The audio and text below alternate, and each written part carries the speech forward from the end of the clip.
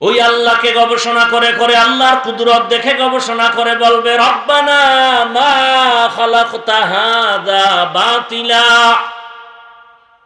হে আমার রব, তুমি কিছুই বেফায়দা অনর্থক বানাও নাই। ও আল্লাহ, তুমি আমাকে জাহান্নাম থেকে মুক্তি দাও। আল্লাহ বলেন, যাদের কলব দিলাম গবেষণার জন্য অথচ গবেষণা করে না, চোখ দিলাম দেখার জন্য দেখে না, কান দিলাম শ্রবণ করার জন্য শুনে না। কতে কি তুলা দিয়ে রাখে? কয় না, কান দিয়ে যা শুনতে বলেছি তা শুনে না। মায়ের আওয়াজ শুনবা সওয়াব, তেলাওয়াতের আওয়াজ শুনবা কানে সওয়াব।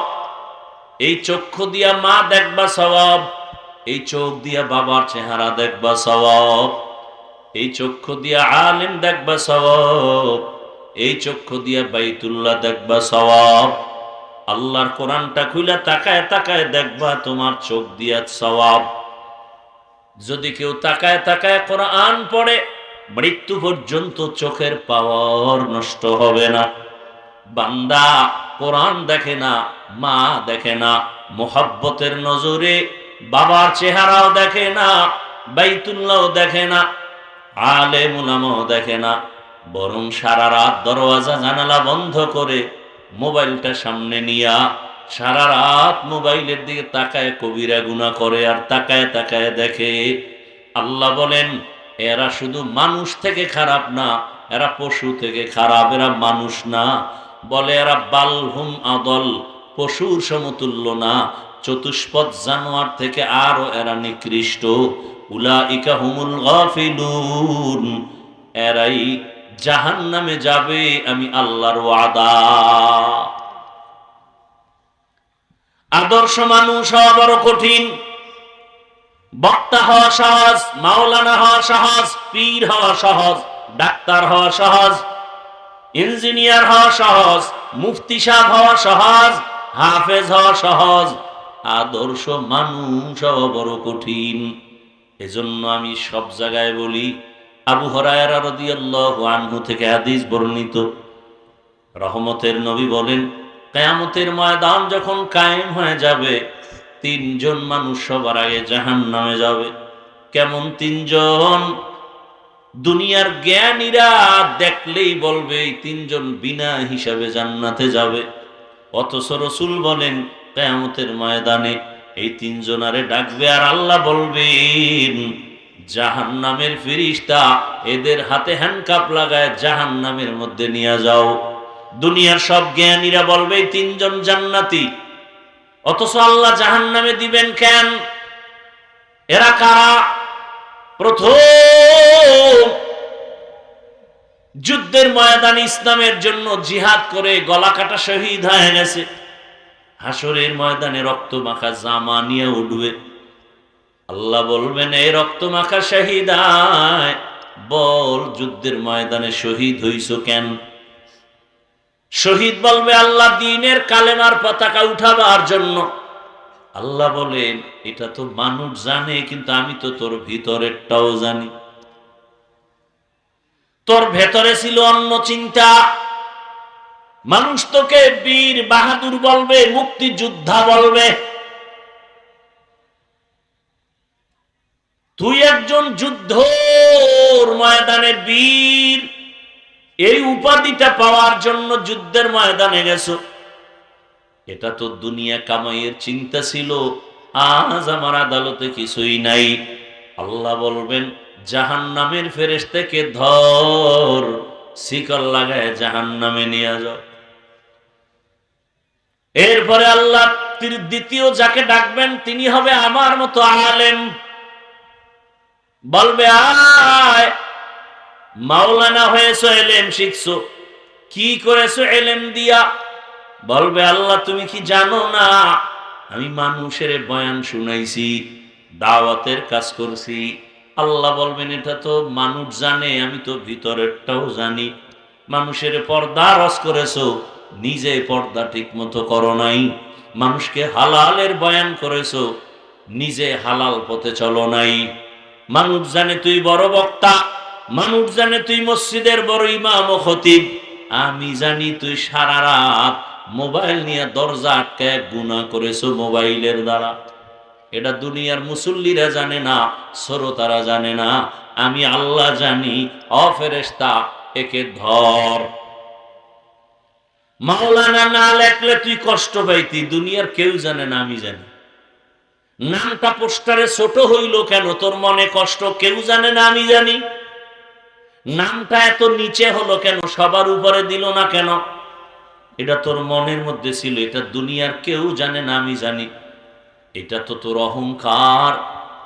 এ ফেরেশতাকে জাহান্নামের মধ্যে ফেলে দাও। 3 নম্বরে আসবে যারা ওয়াজ করায়, মাদ্রাসা বানায়, মসজিদ বানায়, কালভার্ট বানায়, মাদ্রাসায় দান করে 20,000, চায়ের দোকানে চাপাবাজি করে, মাদ্রাসা আমি করে দিয়েছি। মসজিদে দান করে 50,000, মানুষের সামনে বলে মসজিদ তো আমি করেছি। এরকম নাই কেউ? আল্লাহ বলবে দানবী, দান করেছো, মানুষ মারহাবা না বললে কষ্ট পাইছো, দুনিয়ার কেউ জানে না, আমি জানি।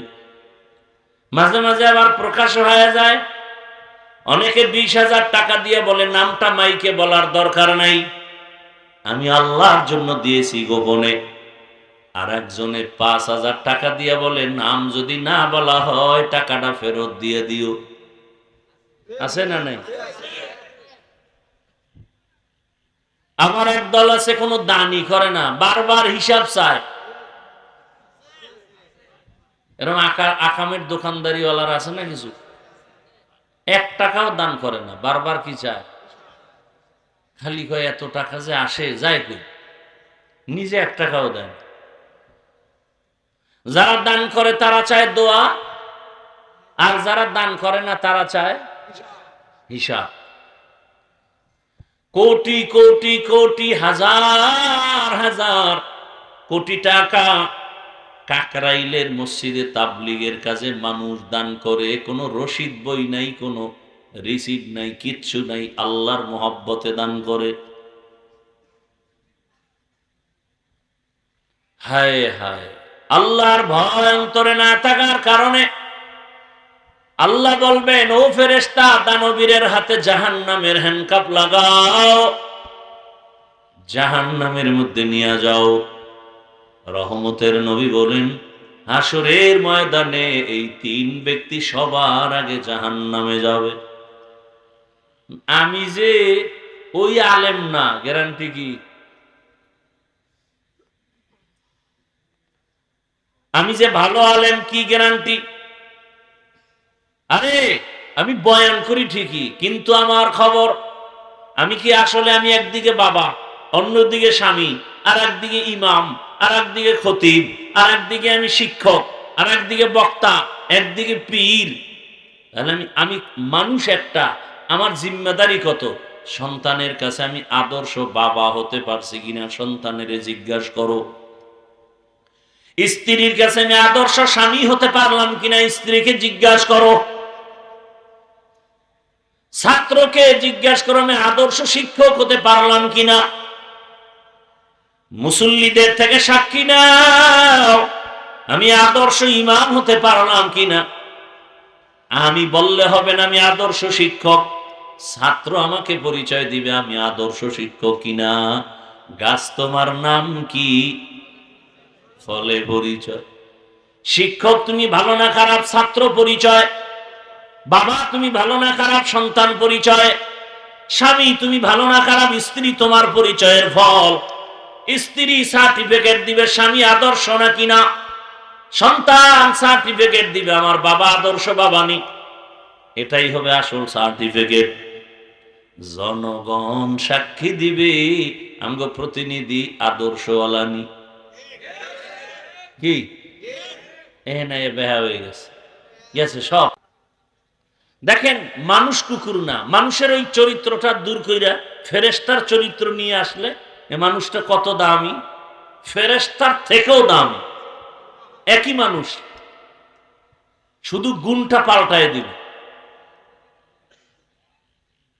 দোষের কারণে পশুর থেকে খারাপ, তাও আল্লাহ বলেন গুণের কারণে ফেরেশতার থেকে দামি, তাও আল্লাহ বলেছেন ওয়ালাকাদ কাররামনা বানি আদম ওয়া হামালনাহুম ফিল বাররি ওয়াল বাহরি ওয়া রাযাকনাহুম মিনাত তাইয়্যিবাত ওয়া ফাদ্দালনাহুম আলা কাসীরিম মিম্মান খালাকনা তাফদীলা। এবার একটু নিজেরে জিজ্ঞাসা করেন, সন্তানের কাছে আপনি আদর্শ বাবা হইতে পারছেননি? বাহাদুরি করেন বয়ে বয়ে না? নিজেকে প্রশ্ন করেন, স্ত্রীর কাছে আদর্শ স্বামী হতে পারছেননি? মানুষের সামনে খুব ভালো, আপনার এই ভালোর দাম নাই। আপনার স্বামী হিসাবে বলতে হবে, স্ত্রী আপনি স্ত্রীর থেকে সার্টিফিকেট নিতে হবে আপনি ভালো কিনা। বাবা হিসাবে আপনি ভালো কিনা, সন্তান থেকে সার্টিফিকেট নিতে হবে। শিক্ষক হিসাবে ভালো কিনা, ছাত্র থেকে রিপোর্ট নিতে হবে। বান্দা হিসাবে ভালো কিনা, আল্লাহর থেকে রিপোর্ট আসবে। জনগণের দায়িত্ব ভালো করে পালন করছেন কিনা, আপনার ছাপাবাজিতে হবে না, জনগণ বলতে হবে। আমালুকুম উম্মালুকুম। আল্লাহ হেদায়েত দান করুন। যেই লোকটার চেহারা নাপাক, দেমাগ নাপাক, বডি নাপাক, পোশাক নাপাক, খায় নাপাক, এই লোকটা দিয়ে কোনো কিছু পাক করা যাবে? যারা প্রস্রাব করে পানি লয় না, এগো পোশাক, 5 বেলা নামাজও পড়ে না, ওযুও করে না, এরপরে 3 বেলা খাইয়া টানে বিড়ি, এর উপরে আপডেট হইছে গাঞ্জা, আরো আপডেট হইলে মদ। এই মোশানের লোক নাই? এগো দেমাগ পাক না না পাক? না পাক। এরে যদি কোন সমাজটারে পাক করো, এটার দ্বারা কেমন পাক হইবে একটা উদাহরণ দেই, কথা হয় না।